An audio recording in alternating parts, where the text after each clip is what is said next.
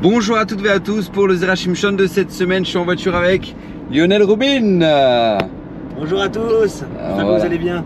On est en déplacement pour Torah Box et donc j'en profite pour vous faire partager un chidouche absolument magnifique que nous dit le Zera Shimshon sur le simple fait que combien il est important de protéger nos maisons et combien la présence de la mezouza amène une protection qui est fondamentale pour la maison de tout juif.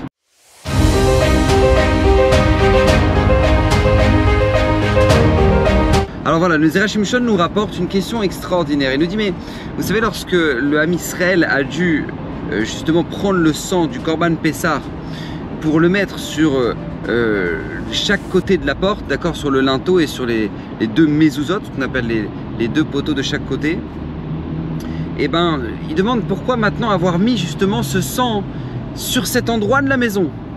Pourquoi pas aux fenêtres, je sais pas, pourquoi pas mettre sur la table de la salle à manger, j'en sais rien moi, pourquoi sur les portes, il fallait sur les portes de la maison, et pourquoi à chaque fois mettre 3 aspersions, une à gauche, une en haut et une de l'autre côté à droite.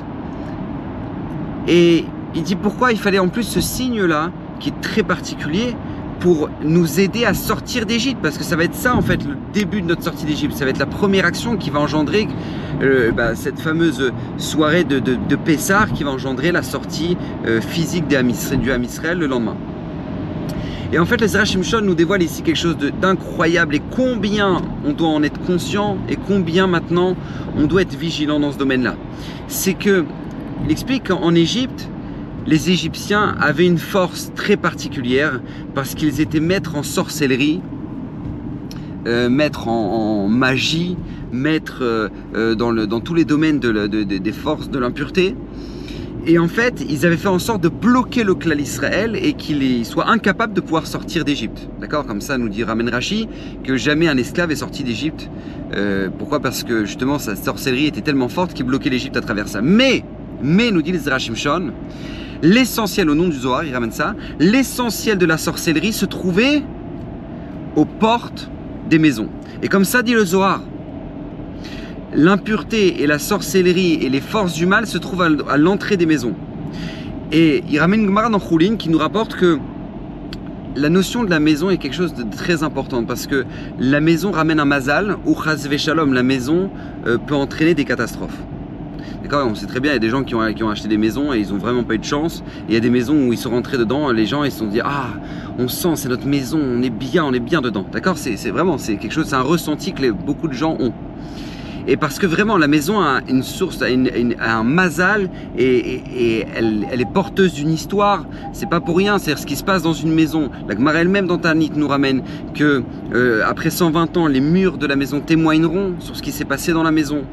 Il y avait Rav Cheskel Levenstein, le mashgard de la yeshiva de Ponyovitch, quand il cherchait un appartement pour justement faire s'installer pas loin de la yeshiva. Et ben quand il est rentré dans l'appartement, il a dit je peux pas vivre ici. Je peux pas vivre ici. Alors ils lui ont posé la question, il dit pourquoi je ne pouvais pas vivre ici? Il dit parce que les murs sont imbibés de radio, de médias, de télé, il pouvait pas rentrer. Il sentait ça, pourtant l'appart était vide. L'appart était vide, mais lui à sa sensibilité et à sa grandeur et sa gdoucha, il ressentait que c'était pas possible qu'il rentre là-dedans, donc il a pas voulu rester dans l'appartement. Ils ont dû faire des travaux, etc. C'est toute une histoire. Mais on sait que vraiment la force de la maison, c'est de ramener un mazal à la personne, ou sinon chas v'shalom, l'inverse. Et donc c'est pour ça qu'Kadosh Baruch Hu nous a dit, je dois vous sortir de votre Égypte. Il y a des forces qui sont très puissantes, qui vous bloquent dans cette Égypte, dans cet esclavage dans lequel vous êtes. Et bien la première chose, c'est que vous allez faire une action qui va être le symbole de la mezouza. Vous allez prendre le sang et vous allez le mettre sur les linteaux. Pourquoi? Pour que tout simplement 3 aspersions à l'image des 3 lettres qu'on met au dos de la mezouza. Vous savez, les shin, le dalet et le yud, qui sont les premières lettres, donc qui sont les 3 lettres d'un des noms d'Hachem, mais qui sont aussi les 3 premières lettres de Shomer de la Tot Israël. Akadosh Baruch Hu, c'est lui qui est le gardien des portes d'Israël. Et vous mettrez 3 aspersions pour bien mentionner cette notion que là, qu'il y a 3 lettres qui sont la source de notre protection. Et à travers cela, vous enlèverez toute la sorcellerie, tout le mal qui puisse y avoir sur vos maisons et Bezrat Hashem engranger par conséquent la première étape de la sortie d'Égypte. Et ça c'est très important de le savoir parce que nous dit les Zerah Shimshon ici une clé qui est fondamentale dans notre vie. Beaucoup de gens savent que ils aimeraient une autre ambiance dans leur maison. Ils aimeraient que ça se passe mieux. Ils aimeraient que le Shalom Bayit s'améliore. Ils aimeraient que la relation avec leurs enfants s'améliore. Ils aimeraient avoir plus de communication. Ils aimeraient qu'il y ait une bonne avira, comme ça on dit en hébreu, une bonne ambiance dans la maison de manière générale. Mais nous dit Zerah Shimshon, la première chose, la base pour sortir de n'importe quel sentiment de blocage et d'esclavage, c'est avant tout la mezouza qui est à la porte de nos maisons. C'est très important, ne prenez surtout pas ça à la légère. Parce qu'il faut savoir une chose, c'est que le symbole de la mezouza est quelque chose d'extrêmement puissant. Qu'est-ce qui est marqué dans la mezouza? Comme ça m'a fait la remarque mon ami Lionel, c'est que c'est Shema Israël, Hashem Elokeinu, Hashem Echad. Akadosh Baruch Hu, c'est lui qui est un, c'est lui qui dirige, c'est lui qui maîtrise les situations. Et tout comme ça nous dit Srazal, quand tu sors de ta maison, tu dois emporter avec toi ce message-là. Et quand tu rentres dans ta maison, tu dois emporter ce message-là. C'est-à-dire, ne pense pas que maintenant tu peux faire dehors, dehors tu vas faire attention parce que t'as le regard des gens, etc., etc. Non, dans ta maison, il peut se passer les pires choses malheureusement. Et sans même que toi tu en aies fait attention, ou sans même que toi tu aies fait attention que ça se soit installé chez toi. Beaucoup de parents me disent, mais Rav, mais je savais pas du tout qu'il se passait ça, je savais pas du tout que mon enfant faisait ça, je savais pas du tout qu'il se passait ça dans notre couple. Et alors pourquoi? Parce que on n'a pas été suffisamment vigilant. Et sur quelle vigilance ça se joue? La présence d'Hachem dans notre maison, la Gdusha, le respect. Akadosh Baruch Hu est là. C'est pas juste quand on sort et qu'on a la synagogue. On n'est pas des juifs de la synagogue. On est des juifs dans n'importe quel instant, n'importe quel pas de notre vie. Notre quotidien, Akadosh Baruch Hu est avec nous. Et même quand on rentre dans notre maison, on pourrait dire, ah, tu sais, bon, bah là, c'est bon, là, je suis rentré chez moi, je peux me détendre. Je peux me détendre. Non. Regardez, jusqu'où ça va? Quelle est la bracha qu'on sort en sortant des toilettes? Asher Yatzar, qu'est-ce qu'on dit dans Asher Yatzar? Baruch ata Hashem Elokeinu melech haolam, Asher Yatzar et Adam bechokma uvarav nekayim nikayim chalim galui veyadua lifnei chisei chevodecha. Il est dévoilé devant toi, Akadosh Baruch Hu, devant ton trône céleste. Que si il se ferme un des orifices ou il s'ouvre un des orifices, on ne pourrait pas tenir ne serait-ce qu'un instant.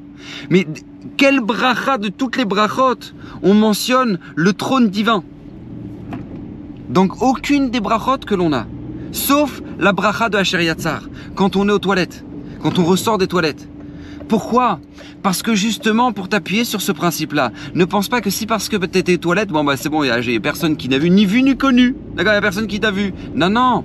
Ou dès que tu sors des toilettes, ou qui est l'endroit où tu aurais pu croire que bah Hachem il est pas là, parce qu'on est aux toilettes. Eh ben non, on te dit Galou Veyadoua, il est dévoilé l'ifnei chisei revodecha devant ton trône Akadosh Baruch Hu. Que s'il s'ouvre un des orifices ou il ferme un des orifices, Akadosh Baruch Hu, c'est toi qui as fait en sorte que tout fonctionne du début quand j'ai mangé jusqu'à la fin aux toilettes. Et ça c'est très important. Rabotai, être vigilant. La sorcellerie, le premier pas de la sortie d'Égypte, c'est joué sur le sang que les Bnei Israël ont mis sur leur linteau. Pourquoi? Parce que c'est le premier pas pour la Géoula.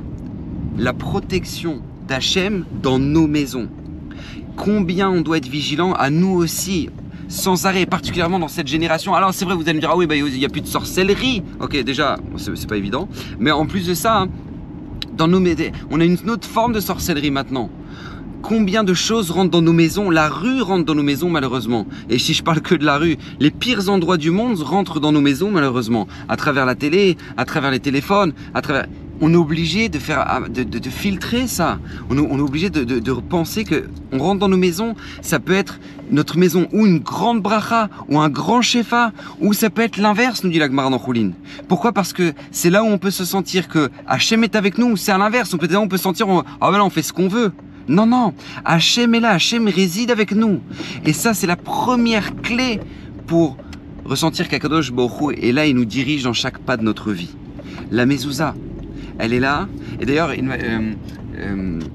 mon ami Lionel m'a fait une très belle remarque. on n'a pas encore trouvé de référence à ça, mais c'est une très très belle remarque. Il a dit, regardez, lorsque vous analysez, vous prenez une porte, d'accord, vous observez une porte, c'est à la forme de quelle lettre?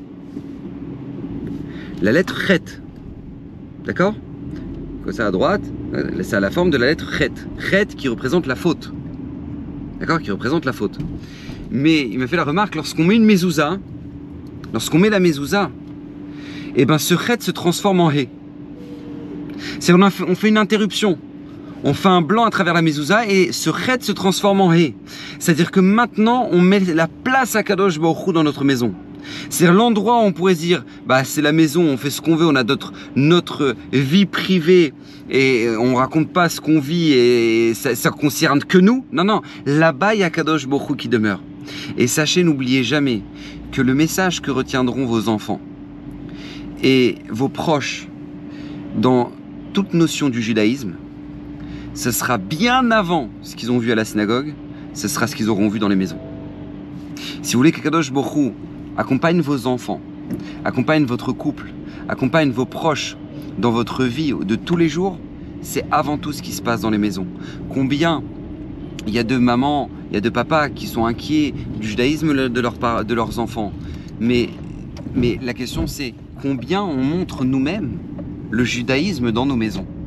Des fois, on se rend pas compte que nous, on peut aller faire la tfila, on peut aller mettre les tfilines, mais tout ça, on le fait à la synagogue. Et puis on rentre à la maison et nos enfants n'ont pas vu forcément de Torah, de vie juive. Combien c'est important de réciter les brachot à voix haute. Combien c'est important de faire attention à ce qu'on fait, de faire 2 halachot à table, mais les mettre, les faire, en parler à toute la famille. Pas juste, ouais, j'ai fait mes 2 halachot, c'est bon, j'ai fini de manger, je me lève, je pars. Non, c'est faire en sorte que dans nos maisons, il y ait ici un foyer, une base qui soit la source du Kiddush Hashem, avec laquelle maintenant ils sortiront, ils affronteront toute leur vie. Et ça c'est très important et c'est ce que nous dit les Zera Shimshon parachat de cette semaine, que la clé de la sortie d'Égypte a commencé avant tout lorsqu'ils ont mis du sang sur les linteaux de leurs portes, à l'image de la mezouza, à l'image de la présence d'Akadosh Baruch Hu qui doit demeurer à l'entrée de nos portes, parce que nos maisons, c'est notre petit Beit Hamikdash, c'est ça qui va illuminer l'extérieur, c'est pas l'extérieur qui illumine notre maison, parce qu'on sait très bien que, les tsarenu, dehors, il n'y a pas grand chose qui pourra nous éclairer, mais par contre, c'est à nous d'éclairer le monde entier, c'est à nous de faire sortir, faire jaillir la lumière de nos maisons à travers la présence d'Hachem dans notre vie, et ça commence tout d'abord à l'entrée de nos maisons. Qu'Hachem bénisse, bracha v'atzlacha. On remercie Lionel. Bonne journée. Merci, merci au Rav Gobert pour tous ces shiurim. Non, bon, ça voilà. Et qu'Hachem bénisse, bracha v'atzlacha, et puis à très bientôt la semaine prochaine.